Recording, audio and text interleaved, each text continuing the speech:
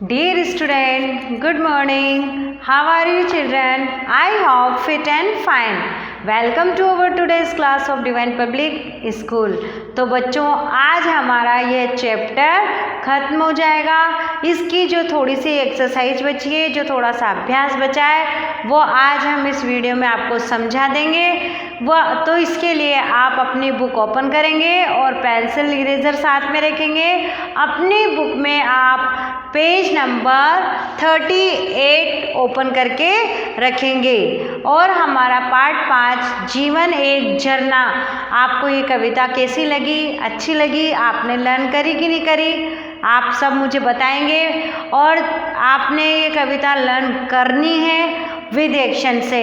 हमने इस कविता को अच्छे से समझा, इसका भावार्थ समझा, हमने इसको विद एक्शन गाकर भी देखा और प्रश्न उत्तर किए, अभ्यास कार्य किए। अब बच्चों, आज आपका जो पेज नंबर 38 बचा है वो भी मैं आपको पूरा समझा देती हूँ। वैसे ये हमारे कोर्स में नहीं है, पर कोर्स नहीं होता जब तक हमें पूरी एक एक चैप्टर की एक एक चीज़ समझ में नहीं आती है, तब तक हमें आगे नहीं बढ़ना चाहिए। तो आपने ये कविता पढ़ी होगी। इसमें भी क्या है कि जीवन में हमें हमेशा आगे बढ़ना चाहिए। क्या बताया इसमें? झरने को जीवन के समान बताया गया है। और जो झरने के जो दो किनारे हैं, वो जैसे हमारे जीवन में सुख और दुख के दो किनारे होते हैं, उनको बताया गया है। झरने का पानी मीठा बताया गया है। इस तरीके से झरने की तुलना हमारे जीवन से की गई है। तो आपने पेंसिल निकाल ली है, अपना पेज ओपन कर लिया है, पेज नंबर 38। यस, अब हम पढ़ते हैं पेज नंबर 38 में जो अभ्यास है वो। बच्चों, इसमें ऊपर ही ऊपर दे रखा है, आप फिंगर पॉइंट करेंगे। सरलार्थ लिखो, मतलब इसका जो सरल अर्थ है वो लिखना है। चलना है, केवल चलना है, जीवन चलता रहता है। मर जाना है, रुक जाना ही, झरना झरझर कहता है। हमने इसका कविता में भी अर्थ पढ़ा था, पर फिर भी आपको एक लाइन में सरल अक्षरों में ये बताते हैं कि इसमें झरना है, वह कहता है कि ये जो जीवन है उसका नाम चलना ही है। रुक जाना मरने के समान है और ये झरना बह बहकर यानी झरझर कर यही कहता है। आ गया समझ में आपको? अब है आपकी बात। लिखा हुआ है कविता से आगे आपकी बात। बच्चों, ये जरूरी नहीं है कि हम सब करें, पर फिर भी मैं आपको हर चीज़ चैप्टर की बताती हूँ ताकि आपको कहीं से कहीं तक भी कोई डाउट ना रहे। क्या आप अपने जीवन को मस्ती से जीते हो? हाँ। क्या लिखेंगे हम इसका आंसर?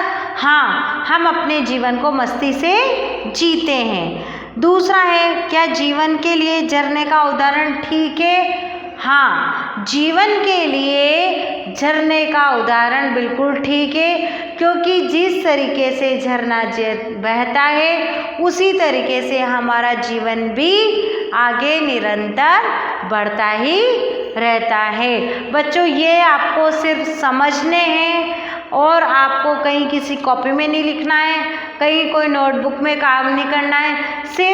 सिर्फ समझने के लिए मैं आपको ये पेज 38 करवा रही हूँ। हाँ, इसमें आएंगे वाक्य प्रयोग, वो आपको ज़रूर अपनी नोटबुक में करने हैं।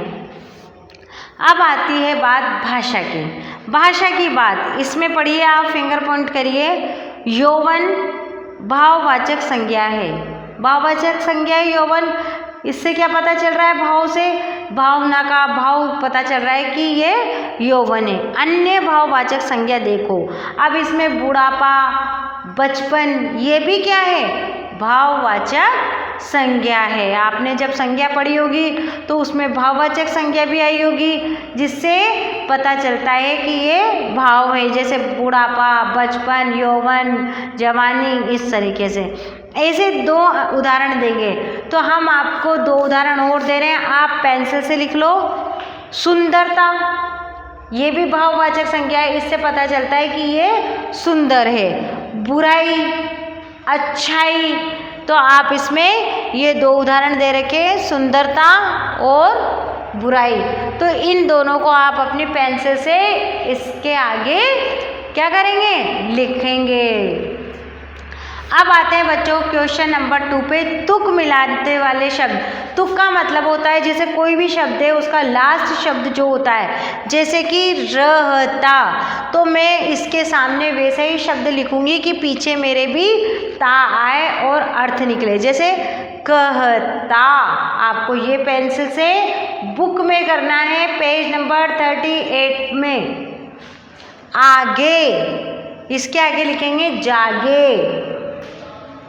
चलना, करना। मस्ती, आप लिखेंगे सस्ती, हस्ती, बस्ती। इससे मिलते हुए कोई भी शब्द आप लिख सकते हैं। तीर, खीर लिख लो, नीर लिख लो, फिर लिख लो, पर आपको नीर भी लिख सकते हैं, बड़ी की मात्रा है, खीर भी लिख सकते हैं। इस तरीके से ये होते हैं बच्चों तुक मिलाने वाले शब्द। ये जो मैंने आपको लिख रखे हैं बिना अंडरलाइन के, वो आपके बुक में लिखे हुए हैं, और जिनके अंदर मैंने नीचे अंडरलाइन कर रखी है वो आपको किस में लिखने हैं, बुक में लिखने हैं। अब आते हैं हम वाक्य बनाइए। वाक्य बनाइए आपको अपनी नोटबुक में करने हैं क्योंकि बुक में स्पेस नहीं है। वाक्य बनाइए, कैसे वाक्य बनाएंगे, गति, गति दे रखा है, आपको इस गति का वाक्य बनाना है। गति का नाम ही जीवन है। आप इसके अलावा और सुंदर सा वाक्य भी बना सकते हैं। मस्ती, होली मस्ती का त्योहार है, या मैं बहुत मस्ती करता हूँ या करती हूँ, कुछ भी बना सकते हैं। झरना, झरने का पानी मीठा होता है, झरना झरझर बहता है, बहता है। झरना कैसा होता है, झरने के दो किनारे होते हैं। इस तरीके से झरने पे आप कुछ भी वाक्य बना सकते हैं। इस कविता में से भी एक लाइन ले सकते हैं।